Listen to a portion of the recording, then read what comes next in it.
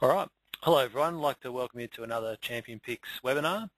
We've got more people attending tonight than for any other webinar we've ever held, so I know it means probably a lot of people paying attention to the success of the Blackbookers.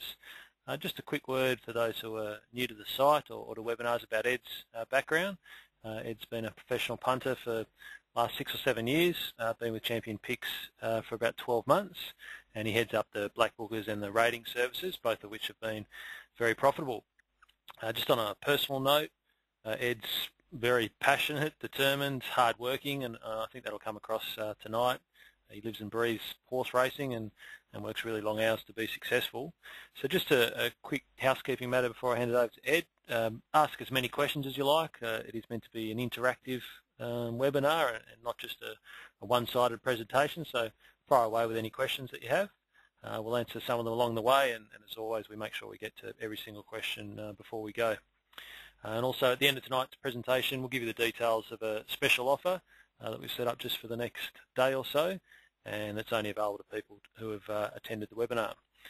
So I'll hand it over to you, Ed.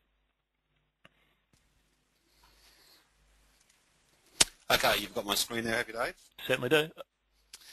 Righto, guys. Actually, sorry, it's the interim screen. If you just click OK, that your screen will come up. Okay, how's that? Perfect. All good? Yep. Righto, good evening, everybody. Yeah, look, I am passionate, and for that reason I tend to, I've certainly been told that I talk too much. So Dave will monitor all that tonight, and hopefully we can get through things a lot more quickly than we have in the past. Look, I've written a little bit of an agenda, and I put a time on that tonight, so certainly if you feel that I'm going on too much or covering areas you've perhaps heard before or we've been over earlier on the night, just there's a box down there, you can probably all see on your screens, where you can type in questions and comments, etc. Like tell Ed to move on, or Eddie's a dong beat, or whatever you want to write, that's fine. Any feedback's good, so whilst we're going, if you can keep some notes, put all that in there and off we go. Now the agenda is going to be as follows. Most of you will have, I'm assuming most of you will have attended webinars before, particularly when we've discussed Blackbookers and ratings and stuff. But for those who haven't, I'll just do a very quick 2-minute summary on what the Blackbookers is all about, and basically identify that they're not just some horse that we've selected randomly for no reason. I'm going to spend 10 minutes on results. Now the results are going to be done in a couple of different ways. We're going to look at the results since inception, so from the time these Blackbookers were formulated and placed on the site. In other words, all the way through till now. I'll then break that up into sections such as the results since we first launched the Blackbookers on the site. In other words, I think that was the 28th of January, was it, Dave? That's right, yep. Somewhere around there anyway, 28th of January. And I'll then break that up further again into how we're going since the last webinar, which I think was around the 11th of February, 2 Wednesdays ago. I'm going to spend 10 minutes talking about those horses that we've chopped out of the list. I'll just explain briefly why. Now, when I get to this area, this is when I want a bit of feedback, because some of you guys mightn't care what I've done. Some might just think, well, that's fine, but realistically, as long as we get the list, we're happy, so we don't need to go there. But I'll start with that anyway, so type it in. I'm going to talk about those that are on the chopping block to possibly be removed and why. There was one of those that went around today. Further to that, I'll then go on and identify there are a couple that are dead set just about to win. I'm pretty confident they'll be winning next start. Well, within reason. I mean, it's still a horse race.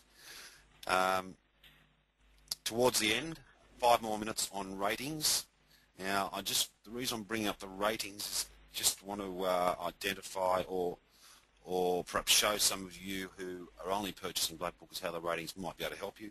But your call anyway what you do. We'll run through a couple of ratings results. It's been a pretty big week on the ratings, but that's not why I'm doing it. And then we have a surprise guest. So look, we'll just start there. Those of you that are first-time webinar attendees, the Blackbookers was originally, these horses were originally put on the site free, but we were getting hit pretty hard with numbers, about 5,000 a week, and I was starting to find it hard to get bets on, quite frankly, because basically we had a lot of freeloaders coming on the site and just stealing my information, and because I'm that passionate, rather than just put a few on there, I was putting 30, 40, 50 a month. So you can imagine what happened. So on the 28th we launched it as a payment service. It's a very cheap service, as you all know, $100 a month, particularly when we look at the results. You'll see how cheap that actually is.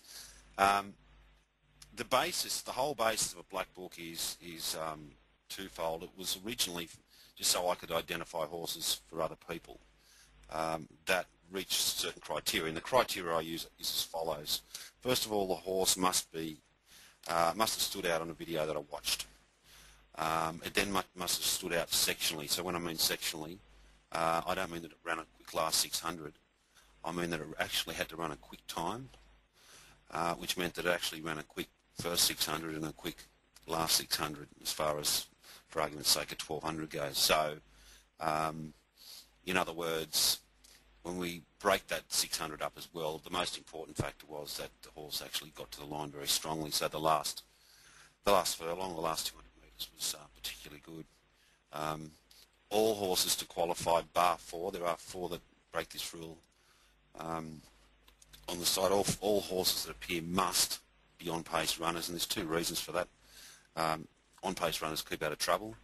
On-pace runners make their own luck, and I call on-pace runners barrier defeaters, because it really doesn't mean anything to me. Most of these horses, the barrier won't matter, because in most races, genuinely, they'll just come out and go straight to the front or thereabouts.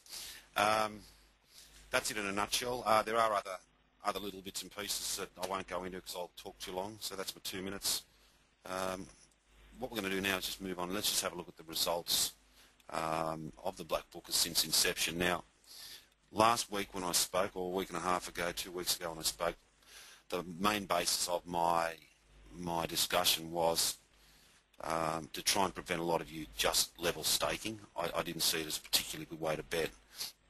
However, obviously when you have circumstances arise where some of the results you achieve during any given week are on horses at double-figure prices, that advice doesn't go out the window, but it sort of falls by the wayside in that level stakers tend to do really well with big results, but in the long run they tend to do less well. So rather than go through all that and rehash it all again, it's available on the site. You can actually go and click on that and get a copy of that, so I won't go on. But why did I bring it up? Was just to show you that the results that I'm publishing tonight, I'm basing on the level stake only because it's just easier for me. If you want me to do the proportionate, I've got them here. So that's the only reason. I just figure everything I do, like with my ratings and with this, I base everything on $100. That way, if you're a $20 punter, you divide it by 5. If you're a $500 punter, you multiply it by 5, and so on and so forth. It just makes it very easy. But I will say I don't think level staking is a great way to operate. And if you remember what I did say last week, it was that you won't go in a casino and throw $200 on black or red. Well, you might. I mean, you might go and throw $200 on black or red, but you certainly won't go with your last 200 and throw it on one number. Well, some of you might, but anyway. Now, on the screen now is the results since inception. So that dated back to November in 2008. You just look at the yellow line down the bottom. Just follow my cursor down here. I'll just grab a tool.